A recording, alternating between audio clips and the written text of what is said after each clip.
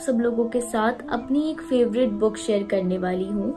So basically ये जो book है ये आप तब पढ़ सकते हैं जब भी आप लो फील कर रहे हो, डिप्रेस्ड हो या एंजाइटी इश्यूज हो, क्योंकि इसके वर्ड्स इतनी होप देते हैं कि you will be in love with this book and also you will feel better. So let me show you the book. The book is Don't Be Sad. I'm also in love with the name of this book and trust me ये worth buying है. ये आपको Amazon पे easily available हो जाएगी. मैंने भी वहीं से लिया एंड yes मैं इतने टाइम से इसे पढ़ रही हूँ तो मुझे लगा कि इसमें से कुछ चीज़ें हैं जो मुझे बहुत अच्छी लगी, सो मैं आप सबके साथ शेयर करूँ. So let's get started with the video. कुछ 3 चीज़ें ऐसी बताई गई हैं जो हम अपनी लाइफ में ले आएंगे तो इंशाल्लाह ना हम डिप्रेस्ड फील करेंगे और ना ही हम लो फील करेंगे and you know we will be living a very happy and amazing life.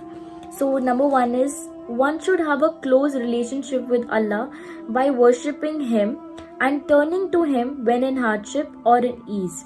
मतलब एक इंसान की रिलेशनशिप सबसे पहले तो अल्लाह के साथ बहुत क्लोज होनी चाहिए, एक दोस्ती वाली होनी चाहिए और सिर्फ मुश्किलों में ही नहीं बल्कि आसानी में भी अल्लाह ताला के साथ बहुत ही क्लोज रिलेशनशिप होनी चाहिए, क्योंकि उसको फिर ना मुश्किलें लगेंगी और आसानी में तो this is the best thing you can ever have, trust me. And number 2 is one must close the files of the past, episodes of the past. So आज हम कितने लोग देखते हैं ऑलमोस्ट सभी पास्ट में उलझे रहते हैं. मतलब जो चीजें हम चेंज नहीं कर सकते, जो हमारे हाथ में नहीं है और जो गुजर गई हैं, उसके बारे में ओवर थिंकिंग से क्या फायदा. ऐसे करने से क्या होता है कि हम अपना प्रेजेंट भी बेकार कर देते हैं और फ्यूचर पे भी फोकस नहीं कर पाते हैं.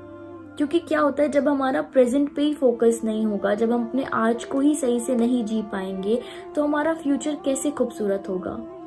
So it's very important for everybody कि वो अपने कल से अच्छा हो या बुरा हो, जो भी हो उससे निकले, मूव ऑन करे और अपने आज पे अच्छी तरह से फोकस करे, क्योंकि हमारा आने वाला कल हमारे आज पे ही डिपेंड करता है. And number 3 is one should leave the future alone. Whatever has yet to come from the world of the unseen, therefore it should be left alone until it comes. More particularly, one should avoid being preoccupied with predictions and expectations. Life should be lived within the boundaries of today. It means कि ना सिर्फ past की tension में और उलझनों में रहना बल्कि future के बारे में भी ज्यादा सोचना गलत है, क्योंकि ये चीज भी हमारे हाथ में नहीं है कि आने वाला कल क्या होगा, कैसा होगा और ये चीजें कैसी होंगी. इस बारे में सोचना, एक्सपेक्टेशंस रखना या प्रिडिक्ट करके टेंशन में रहना, ये सब बिल्कुल बेवकूफ़ी है, क्योंकि ये चीजें अल्लाह ताला ने लिखी हुई हैं. सो अल्लाह की मर्जी से जिस भी हिसाब से होंगी इंशाल्लाह बेहतरीन होंगी. हमें क्या करना है, सिर्फ अपने आज में रहना है और आज पे काम करना है, क्योंकि जब हम अपने आज पे काम करेंगे तो इंशाल्लाह हमारा आने वाला कल खुद ही बहुत खूबसूरत होगा, इस दुनिया में भी और आखिरत में भी. सो प्लीज पास्ट में या फ्यूचर की टेंशनों में मत उलझें, मत ओवरथिंक करें, क्योंकि ये दोनों ही चीजें हमारे हाथ में नहीं है. एंड उसके बाद है मेरी कुछ favourite lines. Having long term expectations for this world, for it makes one forget his true purpose. और उसके बाद कुरान की एक वर्स है, and they thought that they would never return to us. मतलब कि आज के टाइम में लोग भूल ही गए हैं कि उन्हें मरना भी है, अल्लाह ताला का सामना भी करना है और आखिरत भी कोई चीज है. मतलब इतना दुनिया कि ये भूल ही जाना कि असल मकसद हमारा अल्लाह है. हाँ ठीक है, हमें कमाना भी है, फैमिली के लिए चीजें करनी है, सेटल भी करनी है, लेकिन उसमें इतना ज्यादा उलझ जाना कि यही भूल जाना कि हमें मरना भी है. जहाँ हमें हमेशा रहना है, आखिरत वहाँ के लिए हमारी क्या तैयारी है. हम बस दुनिया की ही चीजें कमाने में लगे हुए हैं, लेकिन आखिरत के लिए हमने क्या कमाया है. अगर हमने यहाँ पे हमें बहुत सारी चीजें मिल भी गई, सब मिल भी गया और अल्लाह को खो दिया, तो क्या ये चीजें इतनी वर्थ हैं कि हम अल्लाह को खो दें? नहीं ना.